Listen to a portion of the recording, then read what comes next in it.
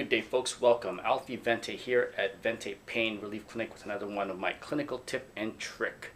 So I mentioned last week that we were going to talk about releasing the glute in the hip via an acupuncture point, gallbladder 40. Now I'm trained in traditional acupuncture, and I use this not only from a needling standpoint, but also from an acupressure standpoint. So as you can see here, Skelly, my partner, is ready for this demo. So I'm just going to pull up his leg here. Okay. So I don't know if you can see that or not. Like, I've basically taped up his ankle there. And this technique is actually, I've used this like many times over and over again, and I found this very useful for releasing very stubborn glutes and hips. Also, if you've noticed, if you've been keeping track of the videos that I've been putting out, I do a lot of lower extremity stuff to release things higher up in the chain. So this could be used in combination with all the other things that I mentioned in terms of releasing the glute. If you recall, I showed a video on releasing the glute in the hip via the calf.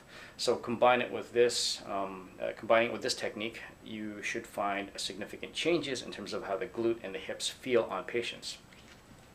So anyway, so a patient comes in, and they come in very stubborn hips and glutes. Okay, so you're working on the lower extremity. You're checking to see if there's any tightness, like in the calf and the hamstrings, that might be causing some of their issue. So you get to their ankle, and you press into this section here. This is gallbladder 40 is actually anterior and inferior to the lateral malleolus and the dip that you feel there. And what you will notice is when you're moving the person's ankle, it may not move as well, right, relative to the opposite side. They may have injured it years back, who knows. But regardless, when you move the ankle, you'll find that there's not as much give, right? So you put the tightness of the glute in the hip and the lack of mobility around the ankle. This point, gallbladder 40, is actually a point that I will use to help release the glute, particularly if I'm noticing that the ankle is not moving well. So there's a relationship between the mobility of the ankle, you will find when you do this technique, and the tightness or the looseness, how supple the glutes and hips are. What you'll find is, as you're doing this technique, the ankle should start moving better. As the ankles start moving better, you should notice that the glutes actually start releasing. So what you're going to do is, after you've assessed the person, you've assessed the glute and the hip, you've assessed the lower extremities, and you've found that the ankle isn't moving well, you're actually going to press into that acupuncture point. So again, it's anterior and inferior to the lateral malleoli. Okay, so this is going to be a very tender spot, particularly if this area is very tight and it's not as mobile, and if they've got very, very tight hips and glutes. Remember, you're comparing this with the opposite side. You should notice that there's more of a difference in terms of how tight this area is relative to the non-affected side. So you're going to press on this, and what you should notice is that the tissues just start slowly softening up. And the person will say, wow, that's really excruciating, it's really painful. You go to the point where they're most comfortable in terms of their discomfort. You may have to lay off a bit and then go back in there, check the other tissues around the area, check the fascia, but you're going to wait until this thing releases.